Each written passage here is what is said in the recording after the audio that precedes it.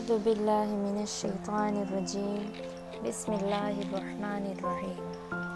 پچھلی ویڈیو میں ہم نے سورہ یاسین کی 1 سے 9 آیات کا معنی اور ان کی تفسیر کا ذکر کیا تھا۔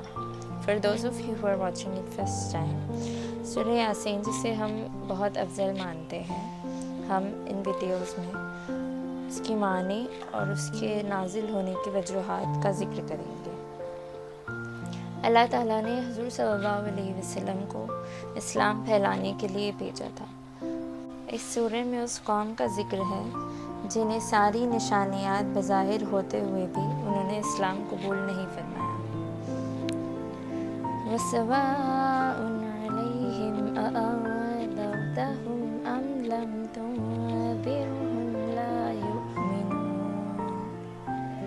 إِنَّمَا تُنذِرُ مَنِ اتَّبَعَ الذِّكْرَ وَخَشِيَ الرَّحْمَنَ بِالْغَيْبِ فَبَشِّرْهُ بِمَغْفِرَةٍ وَأَجْرٍ كَرِيمٍ۔ إِنَّا نَحْنُ نُحْيِي الْمَوْتَى وَنَكْتُبُ مَا قَدَّمُوا وَآثَارَهُمْ وَكُلَّ شَيْءٍ أَحْصَيْنَاهُ فِي إِمَامٍ مُّبِينٍ۔ وَاضْرِبْ لَهُم مَّثَلًا أَصْحَابَ الْقَرْيَةِ إِذْ جَاءَهَا الْمُرْسَلُونَ إِذْ أَرْسَلْنَا إِلَيْهِمُ اثْنَيْنِ فَكَذَّبُوهُمَا فَعَزَّزْنَا بِثَالِثٍ فَقَالُوا إِنَّا إِلَيْكُمْ مُرْسَلُونَ قَالُوا مَا أَنتُمْ إِلَّا بَشَرٌ مثلنا وما أنزل الرحمن من شيء إن أنتم إلا تكذبون۔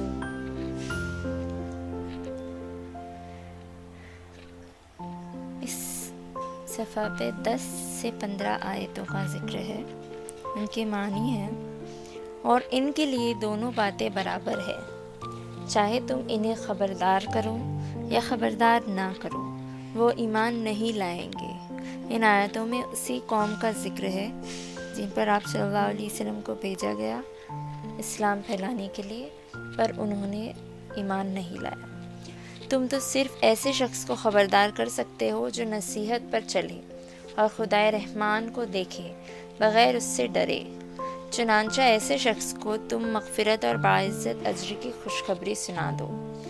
یقیناً ہم ہی مردوں کو زندہ کریں گے اور جو کچھ عمل انہوں نے آگے بھیجے ہیں ہم ان کو بھی لکھتے جاتے ہیں، اور ان کے کاموں کو جو اثرات ہیں ان کو بھی، اور ہم نے ایک واضح کتاب میں ہر چیز کا پورا احاطہ کر رکھا ہے۔ اور اے پیغمبر، تم ان کے سامنے ایک بستی والوں کی مثال پیش کرو جب ان کے پاس رسول آئے تھے۔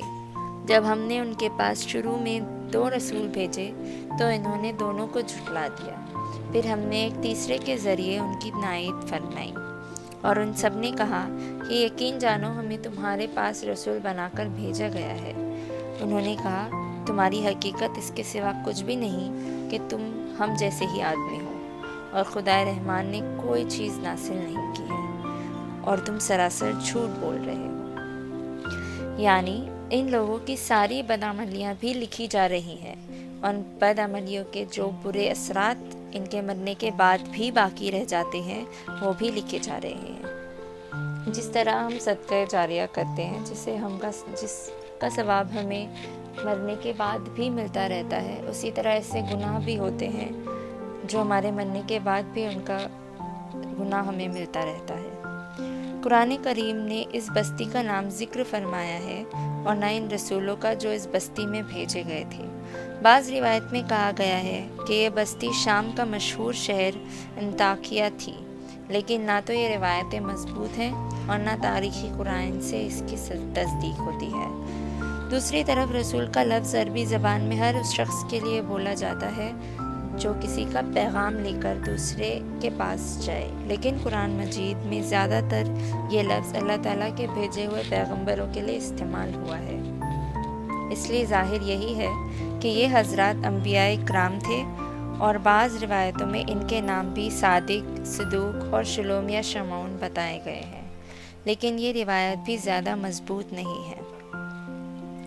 جس قوم کا ان آیتوں میں ذکر ہے وہ قوم اور وہ بستی جس کا نام نہ قرآن میں ہے نہ اس کی تصدیق کہیں بھی کی گئی ہے، اور جن انبیاءوں کا ذکر کیا گیا ہے ان کا نام بھی ان آیتوں میں اور نہ ہی کسی اور احادیث میں موجود ہے۔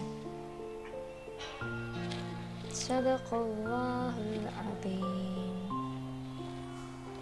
Hope to see you again.